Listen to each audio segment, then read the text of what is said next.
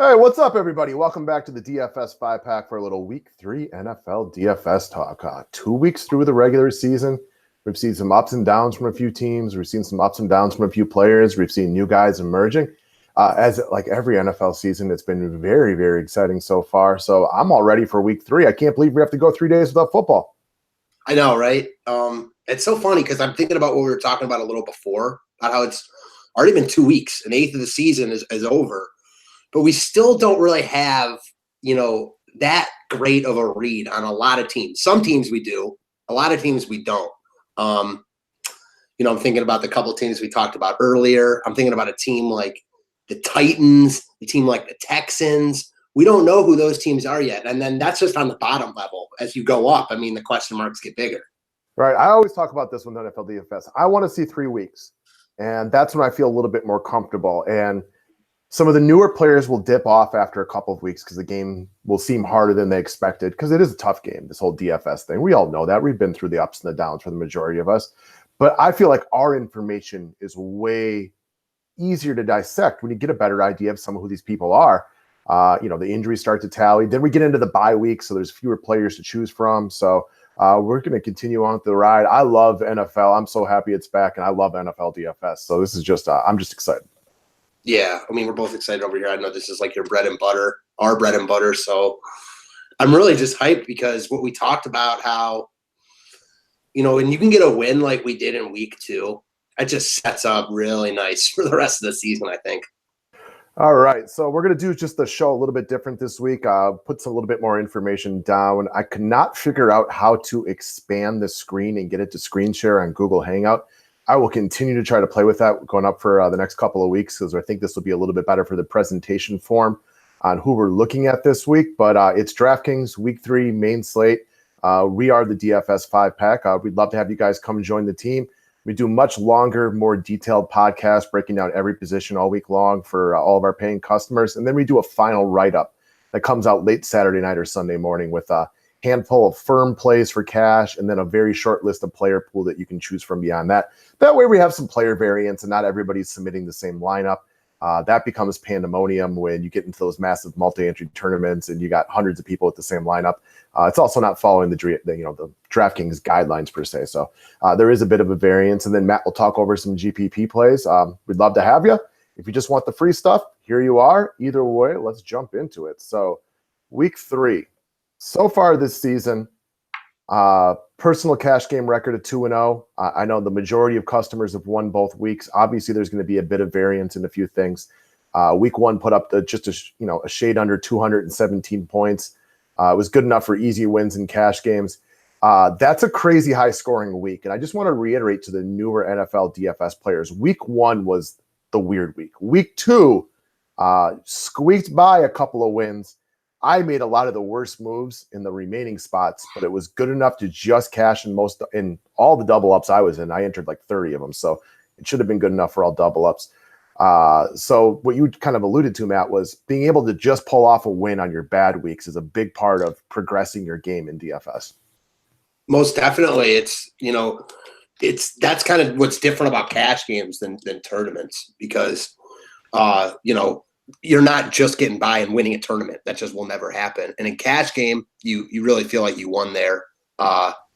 It sets up for a great feeling going forward because we have the confidence, that not saying we wouldn't have had, but maybe we'd be, questioning ourselves a little bit when we shouldn't have. Absolutely. So it's good to be able to pull off a profitable week on an off week. I think that's the big part. Over the last 32 regular season weeks, it's a personal cash record of 27-5. We feel very confident in our skill set over here. So if you'd like to join the team, we'd love to have you. But let's get into some of the free plays we're giving out this week. Number 1, Patrick Mahomes.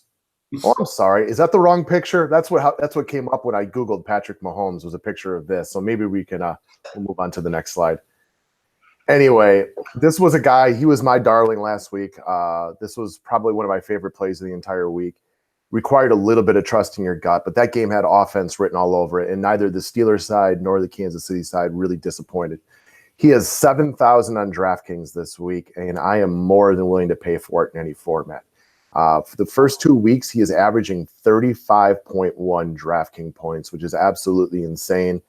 And a big reason you got to like him this week, guys. Point total projected at 55 points right now. Highest one of the week. This game screams offense. And the beauty of Patrick Mahomes is Kansas City's defense isn't very good. So they're going to get into some shootouts. I don't know if you have any arguments so far, Matt. I mean, I love arguing with you. It's one of I probably like it even more than DFS, but I really can't argue with you. Last week, like you alluded to, we both like the quarterbacks in this game, Mahomes and Roethlisberger. Roethlisberger threw for like 20,000 yards, and I think Mahomes still outscored him. So, I mean, this kid's just really good. By less than a point, though. Yeah, so I mean, they were very close on the road in Pittsburgh. Here, like you have up here, he's at home against the below-average defense in San Francisco. It's hard to imagine him not balling here. I'm not one of these people that thinks he's going to keep up what he's been doing throughout, the rest of the season. But why won't it keep up here? I got nothing for you. This would be a week that if there was a different matchup, I could see the league adjusting to him because we've seen this before. Somebody cuts out, lights the world on fire. The league figures out their tendencies, what their strengths and their weaknesses are. They're able to adjust and at least slow him down.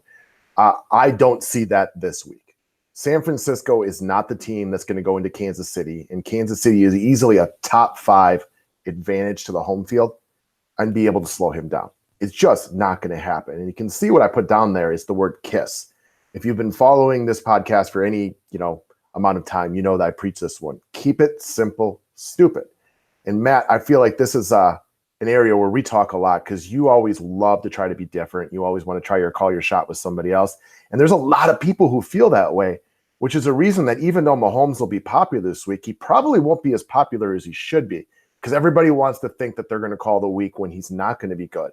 Why would this be the week that he's not going to be good? Against San Francisco at home in the home opener? He just went to LA and Pittsburgh and balled. You think he's going to be nervous coming into this game? I don't see that happening. Not this week. It'll happen eventually, but not this week. Yeah, I love your conviction. He's obviously in a really good spot here. I don't know if his ownership, drags because of what you talked about, but I do think that people like to think that way.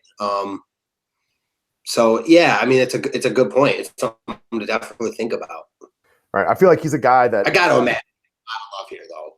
Oh yeah, he'll get love. I mean, I think he was about 20% last week, and that'll go up a little bit. I have trouble envisioning him being so chalky that like you have to get away from him in tournaments. This game's got a lot of points associated with it. And so far this year, the Kansas City games have absolutely crushed the implied point totals both times. There's no reason to think it won't go 3 for 3. And even though San Francisco isn't a great team, there's enough offense on that team, especially if Goodwin may make it back this week, that they could at least put up some points so that Kansas City has to keep throwing. Fourth bullet point, which is one that I love and I alluded to last week, is Andy Reid, man. We've had this guy around for a long time, going way back to the days in Philly. He has a tendency to get pass happy. Right now, he's got this shiny new toy in Patrick Mahomes. He's got all these weapons with Hill, Kelsey, and Watkins. I just can't imagine this is the week where he's like, you know what? Let's switch it up and run the ball 30 times. Now, Kareem Hunt's pretty good in his own right, but Andy Reid loves to throw it. So I just don't see this being the week where all of a sudden he's like, you know what? Let's change it up and just pound the rock over and over and over again. I guess my one argument that of everything you said is when you were talking about the total. Because, like, yeah, they've gone over 2 for 2. They won't go over 16 for 16. And Vegas knows what they're doing. So it's no lock they'll go over this week. I caution you, and just because something happened last week, it will happen this week. A lot of times that's true, but we know that won't happen in every spot this week. No, agreed. It won't happen every single week. I don't see this being the week where it stops, though. Bad defense in Kansas City, electric offense. I see no chance of San Francisco stopping them. And the thing is, even if they go under, I mean, what are we talking about here? 28 to 24, something like that. There's still plenty of offense to go around in a situation like that. Like, that's a good point. Can you imagine this game being 20 to 17? That's really tough to imagine. I mean, 2017 isn't crazy to imagine, but like 14 to 10 probably couldn't see, which is one of those real low scoring games. The other thing I will say here, and you have every reason to be boasting about this, but you said it when we even started. Mahomes is your darling, so why wouldn't you continue to like him here? Right. I was big on him, pre-draft this year for fantasy football leagues. So far, he's confirmed it. Eventually, he will get slowed down. There's going to be some good defenses go in there that make life a lot harder than him. I just don't think San Francisco on the road is going to be the team to do it. Eventually, I haven't checked his schedule going forward, but there's going to be somebody like a Broncos team where Von Miller is going to give him hell or something like that. It's just, It won't be San Fran. And the last point is don't overthink it. I've talked about this one over and over again already. In a different matchup, it might be a great week to stay away from him, but it's the San Francisco 49ers on the road. Worst case scenario to me is Kansas City gets up a couple of touchdowns early because San Fran can't hang with them, and maybe they pound the rock a little bit too much, but he still has a solid floor in that scenario. Yeah, I agree with you. It's hard to imagine Kansas City not scoring, couple to a few touchdowns there at least, and you got to think that he'll be involved in it. Of course, there are scenarios where it can't happen. That's why it's sports, but that's why we play. And the last point, I didn't even bring this one up before, like the guy can run too. Yeah. So we haven't even had to see that because the passing has been so effective. But let's just say San Francisco got a good day rushing the passer, which is, again, not something you expect. This is a guy who could easily throw in a 30-yard touchdown scramble, and it's just a whole nother way to get you points. I completely agree. All right, next up, Jarius Wright of the Carolina Panthers. First point, he's only 3,700. Low risk, high reward. Matt, this is one of your calls for the week for GPPs, but I'll jump in before I'll even let you get into him. As a cash game player, I'm fine with him too. Well, you should be because you're the one that got me on him. I like him. Everything that, he's kind of been sticking out since you mentioned him to me. And a lot of that goes with the eye test. I happened to see a lot of that game. He looked good. As you mentioned, starting off, first off, he's only 3,700. It's not week 1 anymore. I know it's only week 3, but pricing is now harder than it was last week and definitely week 1. It's harder to find cheaper guys. He's priced right at 3,700. Wright was kind of that, long-time sleeper in Minnesota. And because, now Norv Turner is the offensive coordinator in Carolina, there's a lot of familiarity there. He seems Turner likes him too. You know what I mean? Like he's a scrappy, hardworking player that probably does better than his talent level allows him to do. Now he was stuck behind Thielen and Diggs, and as you could see last week, it was hard to get playing time in Minnesota. But as you were, mentioning, like Norv Turner likes him, so there is a relationship right there. Yeah, and just to piggyback off that, like, because it's not even bullet pointed here, and I can't believe it, but who else? He was behind Thielen and Diggs in Minnesota. Who's he behind here? No one. Carolina has no weapons.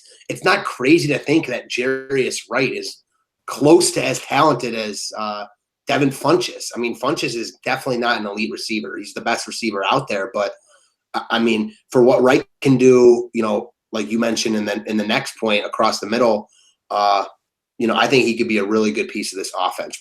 With Greg Olsen out, as we mentioned here, they need someone else to step up, someone who can go across the middle. And he looks like that guy. He looked like it against Atlanta last week. He caught a touchdown. He was targeted several times. He just looks good in the offense. I don't know if you want to elaborate on that. Right. They need somebody to do a little bit of what we like to call the dirty work going across the middle. And just think about how easy it is to achieve a version of value based on this price tag. So as I mentioned, week 2, the cash line was much more similar to what you can expect it. You'll see it as low as 100. Week 1 was crazy high, but that 140-ish area is definitely a solid kind of benchmark. So you're looking for about 10 points out of Jarius Wright to achieve value. Think of all the ways you could do that. 2 catches, 20 yards and a touchdown. 4 catches for 60 yards. 6 catches for 40 yards. 5 catches, 50 yards. These are all not big days. And I like the last point for that one too. Like Cincinnati appears to be a decent football team this year. This could push Carolina. You can't just throw to Christian McCaffrey on every single down. You got to give it to somebody else. So they got the rookie. He had the nice touchdown catch last week. Devin Funchess, he's all right. And we're not trying to sit here and tell you Jarius Wright's really, really good or anything like that. But I don't need him to be really good. I just need him to get a couple of catches, to do a little bit of that dirty work. If he hits pay dirt again, that's where your potential upside comes from. And then you brought up the point, the fourth one, that I'll let you kind of dive into a little bit. So, this isn't a huge point, and I hesitated to bring it up, but I think it's worth bringing up. And that is when Cam took that cheap shot from Kazee when he slid, Wright was the first person in there, like in the mix, shoving, shoved that guy down, was, right in the middle of it. And I saw it and I was like, wow, Wright hasn't even been there for that long. And it's obviously played over 15 times I've seen it. And every time I notice how Wright is right in the middle of it, no pun intended, they've seen this 50 times. They realize, and Cam obviously sees that he was the first guy in there. How could that guy not be on your good side right now? Right. There's a little bit of trust that develops there. Like, this guy's got my back. He's going to do what it takes in order to try to keep me healthy. And while it's going to be subtle, it could have a subtle tendency to maybe give him an extra look or two, or just be very cognizant of the fact that this is a guy you feel like you can have some rapport with and a guy you can trust. Because I also feel like not everyone has Cam's back like that. I can see that. I agree. I think it's a valid point. That's the reason when I was building this thing, I wanted to put it up there. I thought it made a lot of sense. I thought it was worth mentioning. Yes, I think that he's someone you can look at in all formats at that price. And I do think, just because you mentioned him, that DJ Moore, the rookie from Maryland, he's worth looking at in GBPs, but probably more down the road. Fair enough. We move on. Next up, a guy that I like in all formats this week, Robert Woods of the Rams. Rams obviously look like a team to be reckoned with. I've watched the vast majority of each of these first two games. 9 targets in each of the first 2 weeks. That's a really solid baseline to work on. Second point, Chargers offense is potent enough that they could push the Rams. This could be a ball game. This may not be like last week. What motivation did the Rams have to throw the ball in the fourth quarter? They stomped Oakland, in the second half. And, for the majority of the fourth quarter, they were leading by a lot. So there was no reason for him to really push it. So the 9 targets in weeks 1 or 2 have the potential to actually increase week 3, as Jared Goff is doing a really good job of spreading it around. And the last point I'll make before I let you kind of agree or disagree, having watched the majority of these 3 games, checking out the eye test, Goff has just missed Woods by a couple of inches on like 4 or 5 occasions. So of the 18 targets, a handful of them that didn't connect were so close. His numbers could be so much better, and this includes multiple deep balls, which alone could have added 5, 10, 15, 20 DraftKings points to his total. As the season progresses and Goff gets a little bit more accurate, just with a little bit more practice, he didn't do much in the preseason, and Woods gets his timing down. There is a potential for elevation right there as far as his production on the field. So I didn't tell you this when you first, when we first started going over our picks and you sent me yours first. Woods was probably my top play on the board this week at this price. I love him for everything you've said. Specifically the 9 targets, but also that, he's missed, they've just missed hooking up a couple times. And the other part that not even mentioned that is, I'm not sure how banged up Gurley is, but I doubt they want to really run him 40 times in this game. I imagine they might throw a little bit more. And Woods seems like ready to explode. He's a guy that I would be targeting in year-long leagues. His numbers, like you mentioned, could be a lot better right now. He just looks really good. And if their timing had been there in the preseason, numbers probably would be there. I'm thinking about that one deep ball on Monday night, the first Monday night, that he got separation on, that the ball was just right outside his fingertips. I like him a ton here. And I like your last point. I do think the Chargers play well here. And I think that the Rams are more tested than they've been the first 2 weeks. Well, first half of week 1, they were tested. And I think the Rams throw, like I mentioned, I think Woods is real solid this week. Yeah, I love the price drop. I love the potential. And again, Brandon Cooks is the best receiver out of the 3 of them, but Cooper Kupp and Robert Woods can play. These are not scrubs. And Brandon Cooks will get the most attention because he's the guy you most fear to kind of kill you on that one play. So that gives Robert Woods an easier matchup than he would have. He's not the guy very likely to get, Casey Hayward, for example, or something like that. So there's a lot of things working in Robert Woods' favor. I don't have a good read on how popular he will be this week. I'm hoping not, and I'm good with that. I like that for all formats. I like a couple of lower-owned guys in my cash lineups because those can tend to be your differentiators from the pack right there. I think this works in any format, and I like that you like the last point too, because while I expect the Rams are the better team, and you expect them to win this game, but what if the Chargers just get off to a hot start? You've seen like the Chicago Bears the last 2 weeks have a really good game plan for their first 2 drives coming into the game. What if the Chargers do that? They stop the Rams the first 2 times. They have a good game plan, somehow put up some points on this really good defense, and now The Rams are in just a little bit of panic mode. They're pushing away from Gurley. They're getting a little bit more in the air. Robert Woods has all the potential in the world for 100 yards this week, hitting pay dirt. This is a guy that Goff loved last year too.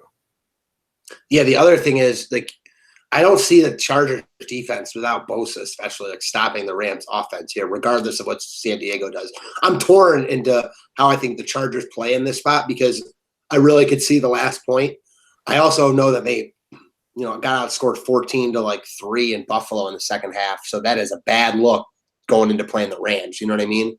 Right. I feel like they were up by so much and they were just trying to mess around, but you're not wrong. I mean, it's not a good thing, but I expect the Rams. I'm also more buying into the Rams than I was at the beginning of the year.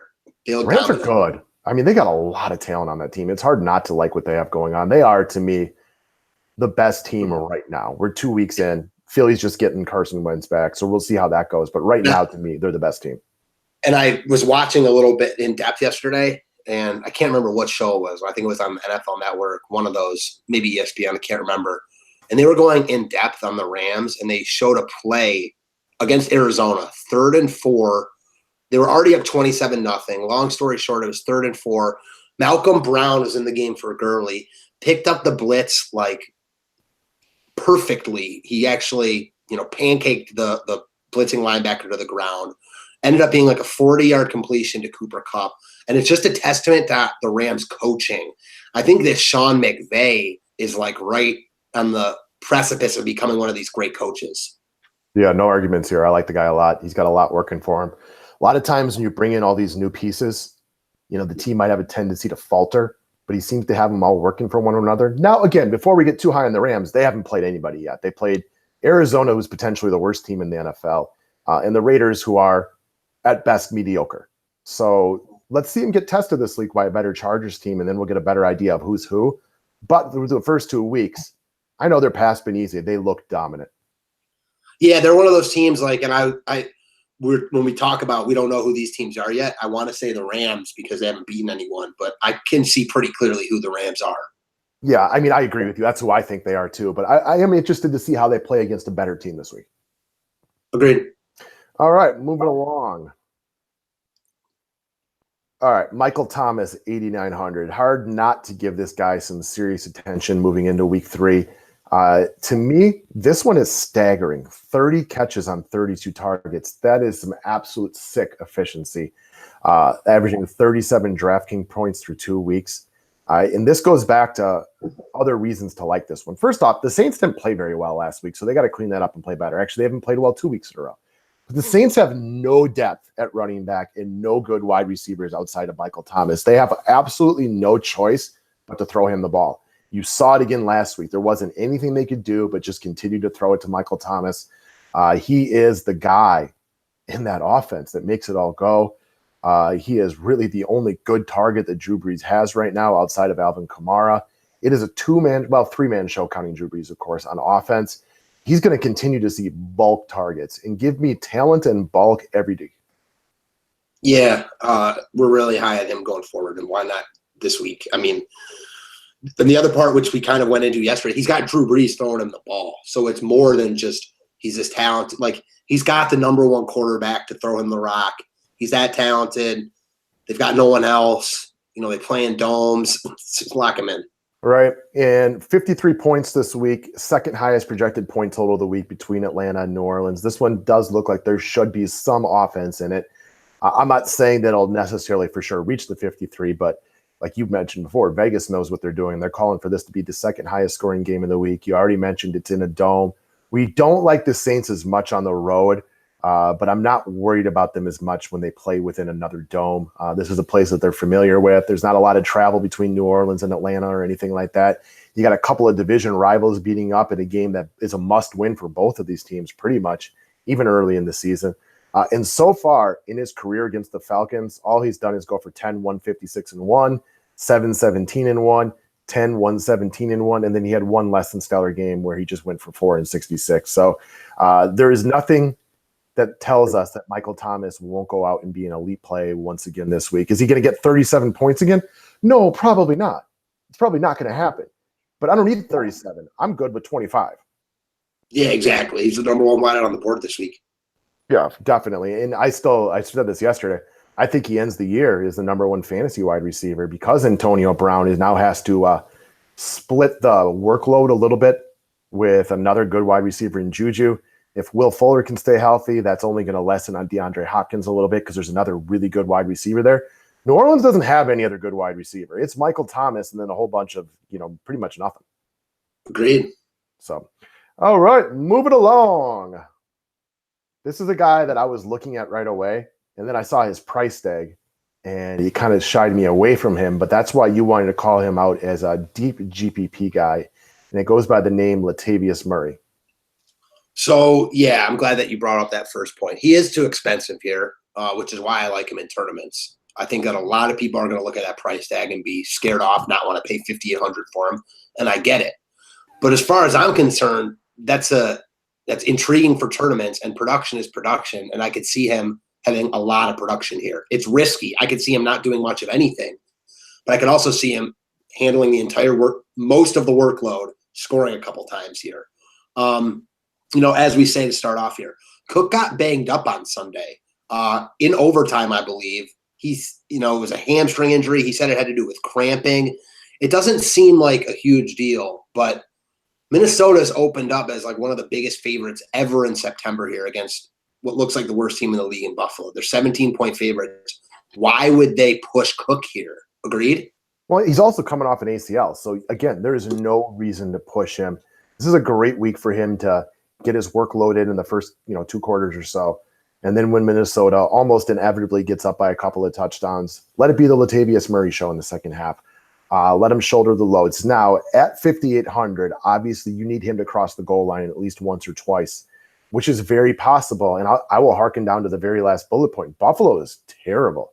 I mean, we knew they would be bad going into this year, but they are awful. I mean, they've really been manhandled the first couple of weeks. There's no reason for us to believe that a very good Minnesota Vikings team isn't going to come out and just absolutely blow them out of the water. And while Dalvin Cook is definitely the guy, Murray is not a scrub. As you kind of mentioned, this is not a bad football player who doesn't deserve it. He's very apt in that backup role, kind of as a secondary guy. But if they're up by a couple of touchdowns, why push Dalvin Cook when you're going to want him to have fewer carries going into the later part of the season? Minnesota thinks of themselves as a playoff team, and they should. So they got a plan for December and January and not just what they need to do in week 3. Love it. Agreed with everything. And then 2 more points. This is a great chance for Murray to get some numbers. And I know it's against Buffalo, and towards the end of the game, they might have, some backups in. But before that, this is a good opportunity for Murray to pad his stats a little bit if he's given the extra workload and to get some numbers. And don't think that these guys don't care about that. They only get 16 games. The guy in a backup role like this doesn't even get that many. So I think he kind of, takes this opportunity and run.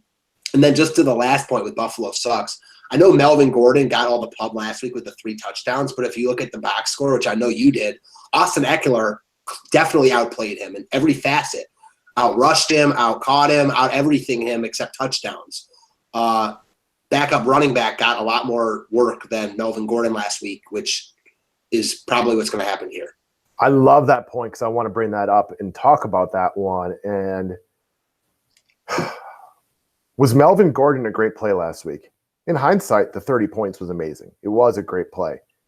But touchdowns are one of the hardest things to replicate and predict. And while Melvin Gordon is a guy that relies on touchdowns, so it is more sensible to play him expecting those touchdowns because that's where the Chargers go a lot. So he's a little bit different in that aspect. He didn't really have a lot of carries. And in the second half, he didn't really touch the ball very much. What if those touchdowns early on didn't go to him?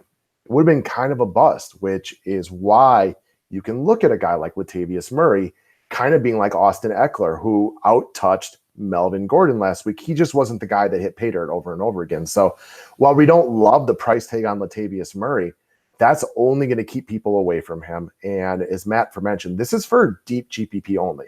If you're just playing one lineup this week in a GPP, this is probably not where you want to go. But if you're somebody who enters like the Millionaire Maker and you're looking for somebody who's not going to be real high owned that's going to differentiate you, Latavius Murray, due to his price tag, is going to get a lack of love. Now, if he can score some touchdowns in the second half, like you alluded to, he wants to get some numbers. mean, he signed a decent contract with Minnesota. They do have some for respect from up there. Did a great job kind of shouldering the load with McKinnon last year while Cook was out. It's a big salary, but he's going to have every opportunity to have a big second half, would be the logical prediction. Yeah, the salary, if you were like, people probably expect him here to be like 4K, 3,800 even, maybe 38 to 4,300, somewhere in there, then he'd be a really good cash game play. But because he's just that more expensive price tag, he turns into a GPP play with actually a really good floor upside combination. He really does. And that's a thing, again, for the newer players to NFL DFS, and I think that's a point that we can't stress enough, is to understand the format of the game that you're playing. Cash games are going to be your head-to-heads, your double-ups, and your 50-50s. Your whole goal here is just to be part of the top half. You want to double your money. This may require betting $1,000 than to win $1,000, but the likelihood of doing it is significantly higher than planning to play in a GPP. GPP stands for Guaranteed Prize Pool, otherwise known as a tournament. If you look at some of these tournaments, for example, the Millionaire Maker, all the money tiers to the top place. So like you really need to think a little bit outside the box, because if you just stack, Pittsburgh and Kansas City from last week, yeah, it went off, but it went off with a lot of other people. You're still going to need that differentiator in there. And you need a guy like a Latavius Murray to go out and outscore like a guy like James Conner last week, which could happen because he's going to get a lot of carries in the second half. This would not be a guy I'd put in my main cash lineup. And if I only did like a 3-entry max for GPPs, he probably won't even make one of mine. But if you're playing in those tournaments where all the money tiers to the top, you need to find one or two guys that are really going to be different than the places that other people go. And because of that salary, like I looked him up right away, expecting to see, like you said, I thought he'd be between 4 and 4,500. And when I saw the 5,800, I instantly ran for the hills because I'm a cash game player. Because you're looking for like a deeper GPP guy, that's actually a reason to play him. And what's the difference on value?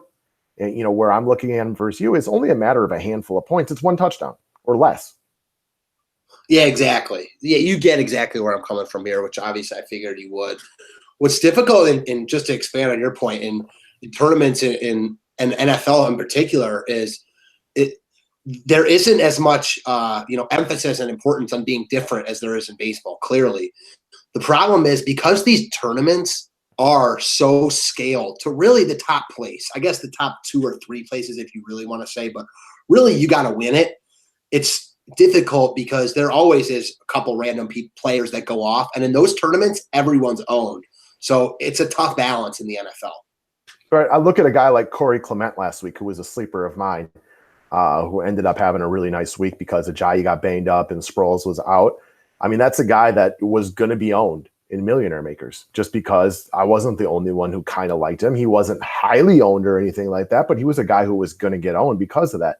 Man, you really got to find 1 or 2 out there plays in order to get close to the top, because like you say, everybody is owned in that situation. I'm trying to think of any other examples last week of guys who absolutely went off at really, really low ownership. I don't know if there was one, but with how many entries and how many people are using optimizers these days, man, there is going to be some crazy bad plays that go off. And you kind of need bad plays to go off to win that thing. You really do. But that's a great way to put it. You need bad plays to go off because people are entering so many times. They're using, and now it's become like a strat, and I do this in baseball a lot, where there is no such thing as a bad play because anyone can be in a good spot in a baseball lineup. In football, that's not the case, but that doesn't mean that bad plays won't work. That's a great way to put it. I like saying it that way because I think it hits home to people, because we talk about this in baseball all the time, that often your best lineups that win the most money are because you made bad decisions on paper. Okay. Bad decisions on paper, especially in baseball, oftentimes can work out for you, and that's how you get closer to the top. It's harder in football, but they do need to exist, and especially if you're playing in those really, really, really big tournaments. If you're playing like a 3-entry max in a 1,000-person tournament, maybe that's not where you want to go. But in those deeper tournaments, you got to find a way to be different at least once or twice. Yeah, you have to be. I know guys like Sammy Watkins was a guy that was used in a lot of tournament winners. Good point. Good call. Thank you. And also, I know you'll love this. A guy like Stephon Diggs was used in a lot of tournament winners. And he wasn't necessarily a great play, but because Devon House was in and because he had that big play, then he turned into an amazing GPP play. Yeah, that one was kind of funny. I didn't like it as a Packer fan, but it was almost eerie how the announcer goes, well, with Kevin King out now and Devon House guarding Stephon Diggs, it would be smart of the Vikings to go ahead and target him right away. Like 3 seconds later, House call, Burns House, goes to the house. That was rough for me to watch as a Packer fan, but it was almost creepy how the announcer basically called it out right before it happened. Yeah, that is creepy. So yeah, it's a fine balance, but again, as of right now, we're getting into kind of the meat of the schedule. Not quite yet, but week 3, finding out more and more every week. It's exciting. It is exciting. Love football, man. You get so fired up when it's back.